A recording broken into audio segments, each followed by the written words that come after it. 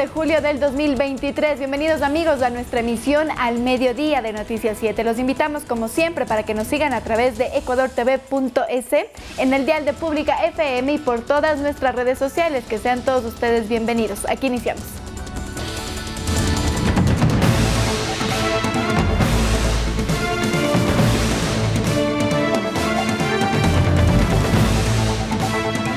Iniciamos contándoles que al menos 7 cantones de Manabí amanecieron bajo el agua este martes 11 de julio, luego de las torrenciales lluvias y desbordamientos de ríos durante la noche de ayer, lunes 10 de julio.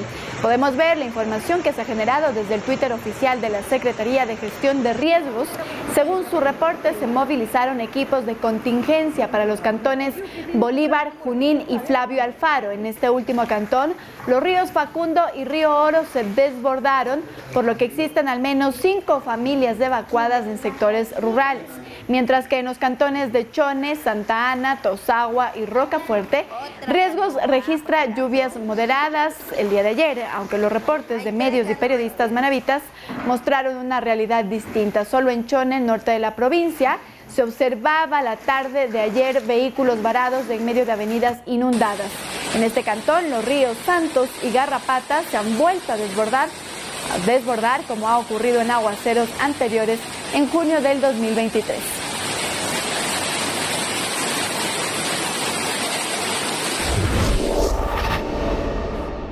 Bien, y esta mañana el presidente de la República, Guillermo Lasso, se reunió con el alcalde de Guayaquil, Aquiles Álvarez, en la ciudad de Guayaquil.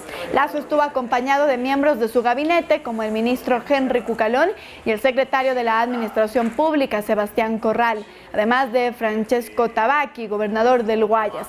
Los temas que se abordaron durante este encuentro no han sido difundidos aún.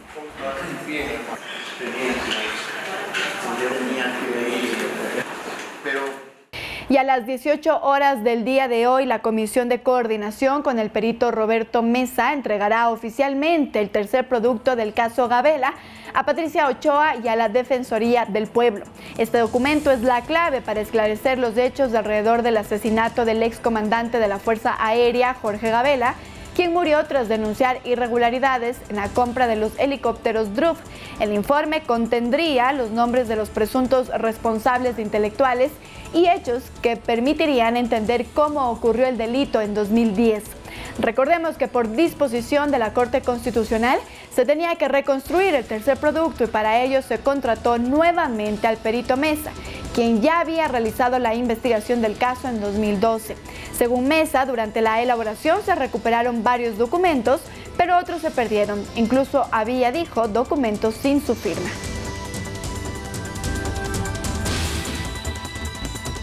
Y hoy se realiza el segundo día de la audiencia preparatoria de juicio en el caso Ispol, donde se determina el presunto delito de peculado por desfalco a los fondos del Instituto Ecuatoriano de Seguridad Social de la Policía Nacional.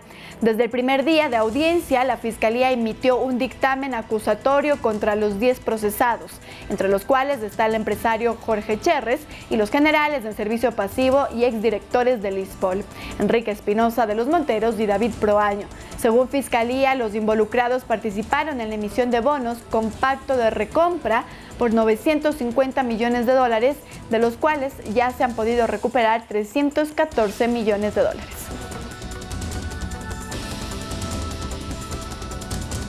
Cambiamos de tema y ahora les contamos que el nuevo decreto Ley de Urgencia Económica que impulsa el gobierno busca establecer procesos abreviados de reestructuración de empresas que podrían enfrentar dificultades con la llegada del fenómeno del Niño. Esta propuesta está bajo revisión de la Corte Constitucional. Según la Superintendencia de Compañías, en Ecuador existen 189.620 empresas registradas, de las cuales 40.313 están en procesos de liquidación. Para darles un poco de aire, el gobierno impulsa el decreto Ley de Reestructuración. Se trata de una ley que modera y regula la reestructuración de las empresas que estuvieran con una imposibilidad económica para cumplir las obligaciones que tienen con sus acreedores. La idea es que las empresas en apuros económicos, pero solventes aún, eviten entrar en una fase de disolución. Con eso se mantienen la competencia en el mercado, se mantienen las empresas, pero sobre todo se mantienen los empleos. Porque la empresa que se liquida despide a todos sus empleados. La empresa que se mantiene o que supera las condiciones despedirá a algunos o tomará algunas decisiones, pero luego mantendrá empleos y generará otros. Así que para ello se presenta el acuerdo de reestructuración o concordato entre la empresa y sus acreedores, con el fin de que se puedan cumplir las obligaciones, pero de una manera más flexible. Este tipo de procedimientos de concordato ya se aplicó para cuando llegó la pandemia en el 2020. Este decreto ley también se anticipa al escenario económico que podría desencadenarse con la llegada del fenómeno del Niño, que con experiencias previas se sabe golpeará fuerte al sector productivo. Las condiciones en las que una empresa se tiene que desenvolver, como lo fue la pandemia y como será el fenómeno del Niño, son inadecuadas durante unos meses. Pero después de eso, la compañía puede volver a recuperarse y continuar trabajando. La norma, que para entrar en vigencia deberá ser aprobada por la Corte Constitucional, también prevé la protección de los derechos de los trabajadores, porque cualquier empresa que se acoja al concordato deberá garantizar el pago de los sueldos de sus colaboradores. Carolina Basante, Noticias 7. Ahora nos vamos a temas de seguridad porque según los datos de la DINASED, en el 2022 se reportaron 33 casos de policías abatidos, mientras que en el primer semestre del 2023 ya se han registrado 21 casos. En ambos años, las zonas de mayor violencia contra las fuerzas del orden están en la región costa.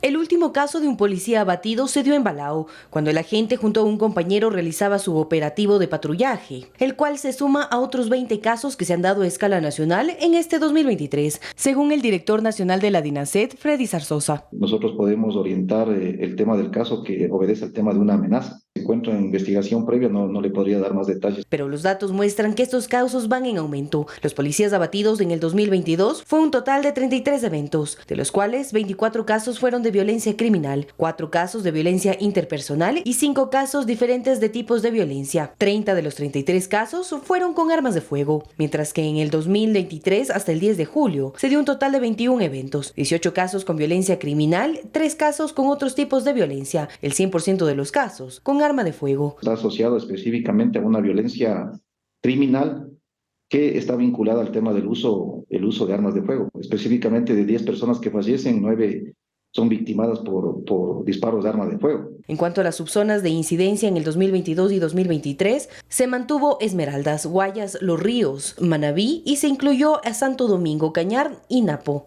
Según Zarzosa, el motivo del incremento de los atentados contra agentes policiales está relacionado con el narcotráfico y las incautaciones de sustancias ilícitas, que hasta la fecha suman 200 toneladas. Mayor alto porcentaje de motivación obedece efectivamente al tráfico de drogas en general y sobre todo también a las amenazas que están orientadas a este tipo de delito. Zarzosa agregó que la aplicación del uso legítimo de la fuerza también ha generado dentro de los servidores policiales la sensación de respaldo para enfrentarse a la delincuencia. Sobre todo ha habido una buena conceptualización y comprensión por parte de los servidores policiales, ¿no?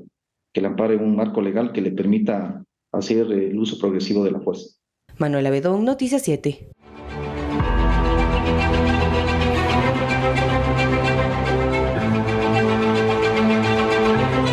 Y esta mañana en Noticias 7 nos visitó Erika Paredes, candidata a la vicepresidencia por la Alianza Actuemos. Ella es compañera de fórmula de Otto Sonnenholzner y en nuestro segmento de entrevistas explicó cuál sería su plan de trabajo. En la siguiente nota se lo contamos. Erika Paredes nació en Cuenca y tiene 38 años de edad. Es licenciada en Estudios Internacionales de la Universidad de la SUAY, magíster además en Administración Pública por la Universidad de Harvard y ha trabajado en la Organización de Naciones Unidas en financiamiento de proyectos de salud, educación, medio ambiente e infraestructura de alto impacto social. Fue parte del equipo que lideraba la iniciativa Yasuni ITT. Yo soy una mujer cuencana, una mujer soñadora, trabajadora de un origen bastante humilde. Vengo de una familia de artesanos, entonces desde pequeña sé lo que es trabajar en muebles de madera, pero como toda la familia ecuatoriana normal a pie, ¿no?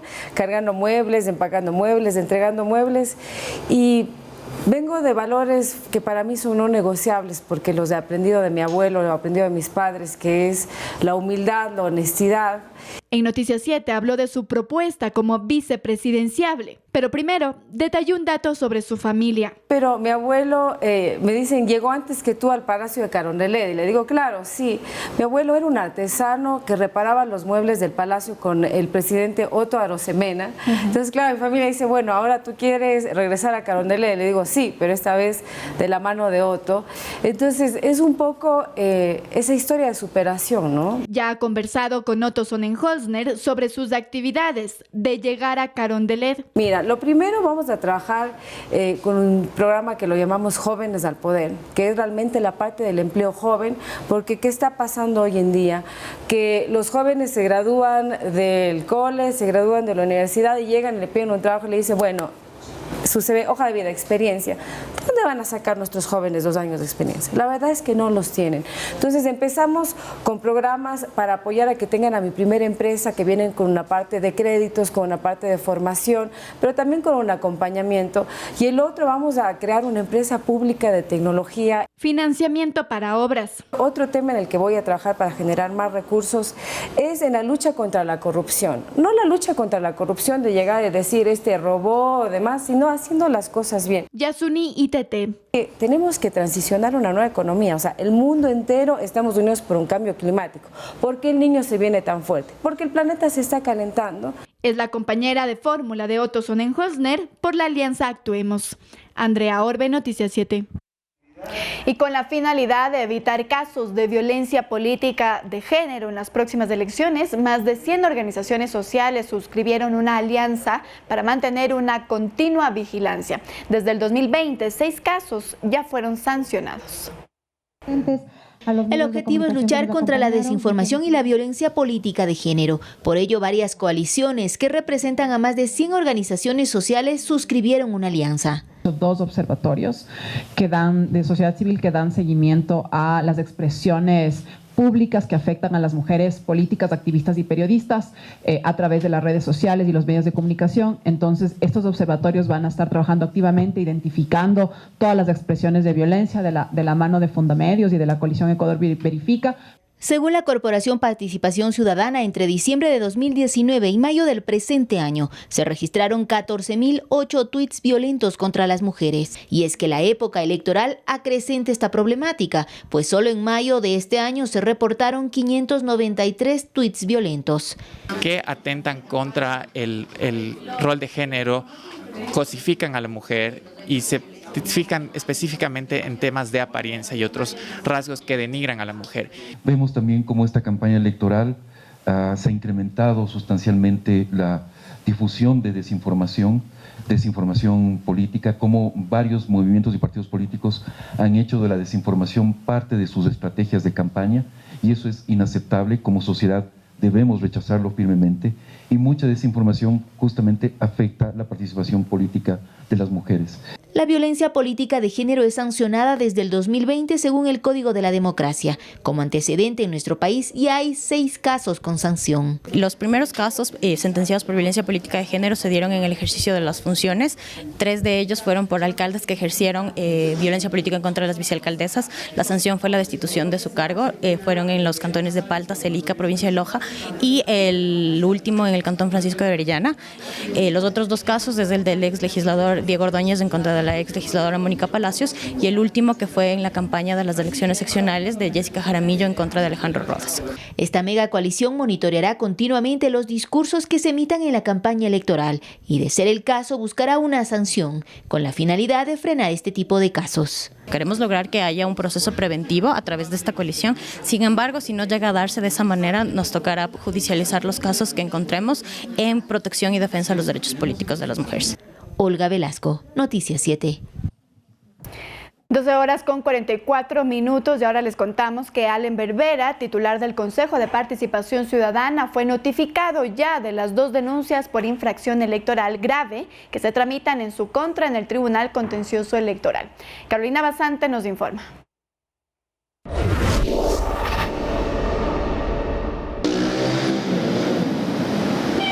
El presidente del Consejo de Participación Ciudadana, Allen Berbera, fue notificado el pasado viernes de las 2 denuncias por infracción electoral en su contra que se tramitan en el Tribunal Contencioso. De acuerdo a Vera, ambas carecen de sustento y también sería improcedente aplicar una sanción a una autoridad electa.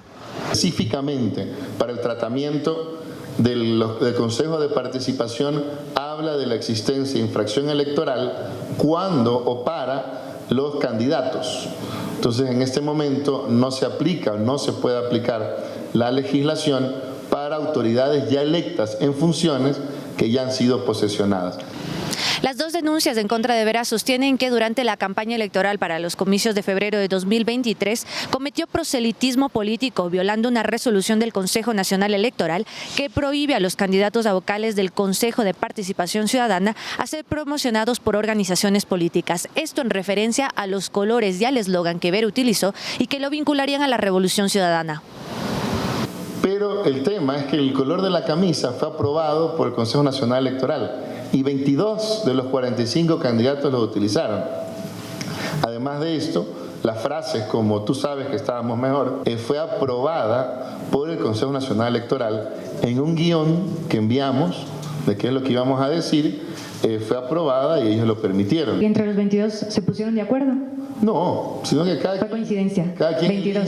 quien elige lo que le gusta, pues no. Vera señaló que hasta este viernes él tiene plazo para entregar sus argumentos al Tribunal Contencioso Electoral y que luego encargará el proceso a sus abogados.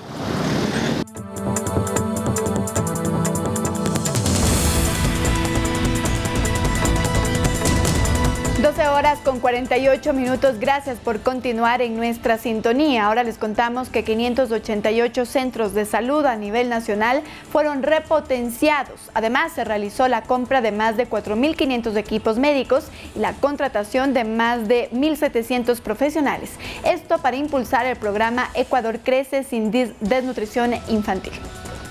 En el afán de erradicar la desnutrición infantil en Ecuador, el gobierno realizó las respectivas adecuaciones y mantenimiento de 588 centros de salud. Con cerca de 12 millones en estos mantenimientos de infraestructura que se han realizado a nivel nacional, se han adquirido también equipos antropométricos, 4.480 equipos. Según las autoridades, fortalecer este primer nivel de atención permitirá trabajar en la prevención de enfermedades, gracias a la incorporación de nuevos profesionales de la salud. Hemos contratado 969, casi 1.000 enfermeras a nivel nacional en el primer nivel de atención, médicos especialistas en medicina familiar. En total, 1.726 nuevos profesionales, 73 millones de dólares invertidos en la capacidad operativa del primer nivel. En estos centros de salud no solo habrá personal médico, pues la salud mental también es prioridad del Ejecutivo. Y hemos contratado 178 psicólogos y psiquiatras para el primer nivel de atención. Y además, en otro proyecto, el proyecto de salud intercultural, con 20 millones de dólares, estamos contratando 163 especialistas en medicina familiar. De su parte, el presidente Guillermo Lasso dijo que se destinan 107 millones de dólares para el programa contra la desnutrición infantil. Además que desde el Ejecutivo se entrega el bono de infancia con futuro. Hoy tenemos 58.000 beneficiarios y hasta noviembre proyectamos llegar a 65.000. con una inversión de 30 millones de dólares. Estos 588 centros de salud ahora repotenciados forman parte de los más de 2.000 que existen a nivel nacional. Hasta finalizar el año se realizarán el mantenimiento de otros 100 centros de atención primaria. Edison Saavedra, Noticias 7. Es momento de conectarnos con la redacción de Diario El Telégrafo. Ahí se encuentra Coralía Pérez, lista para darnos la actualización de notas de esta hora. Muy buenas tardes, Cora. Muy buenas tardes, Sandra, y un saludo a todos nuestros amigos. Como siempre, bienvenidos a la redacción del Telégrafo. Vamos a comenzar con la información y les contamos un tema local. 7 sectores del centro y norte de Guayaquil estarán sin servicio de agua potable desde este 10 de julio, según informó la empresa concesionaria del servicio Interagua. Que se realizarán pues obras de interconexión de las redes de agua potable y se instalarán equipos y cámaras. Preste mucha atención porque los cortes están previstos hasta el 15 de julio, desde las 9 de la mañana hasta las 17 horas por la tarde y en la noche de 21 a 5 de la mañana en barrios como la Isla Puná, Cooperativa 25 de Julio, Puerto del Morro, entre otros. Así que ya lo sabe, en Guayaquil habrá cortes de agua hasta el 15 de julio. Vamos a cambiar de tema y nos vamos a temas internacionales, pues Estados Unidos recibió una amenaza desde Corea del Norte. Kim Yo-jong, jefa del departamento del Comité Central del Partido de los Trabajadores de Corea del Norte, quien también es hermana del líder Kim Jong-un, reveló que un avión de la Fuerza Aérea de Estados Unidos incursionó de forma ilegal para cometer un acto de espionaje aéreo en Norcorea. Kim Yo-jong enfatizó que en Estados Unidos no se ha dado cuenta del peligro que le acecha al ignorar la advertencia de Corea del Norte de evitar invadir su espacio y que si llega a ocurrir un desastre será únicamente el resultado natural de sus actos. Esta es la amenaza que pesa entonces sobre Estados Unidos. Y para finalizar nos vamos a temas virales y es que la nueva red social de Meta, Threads, ya superó los 100 millones de usuarios en el mundo a 5 días desde su lanzamiento. Con ello se convierte en la aplicación de mayor crecimiento en la historia mundial de las plataformas sociales. Twitter, que es la aplicación con la que compite, tiene cerca de 200 millones de usuarios. Sin embargo, Threads podría alcanzar esta misma cifra e incluso superarla en menos de un mes. Aprovechamos para recordarles que nos puede seguir en Threads, esta nueva red social, como el_telégrafo, y allí encontrará información actualizada de lo que ocurre minuto a minuto en el país y en el mundo, y por supuesto también en nuestras otras redes sociales y en nuestra página web, eltelégrafo.com.es. Con esto volvemos con Andrea, que tiene más noticias. Muy buenas tardes. Buenas tardes, Cora. Muchísimas gracias por esa información desde la redacción de Diario El Telégrafo.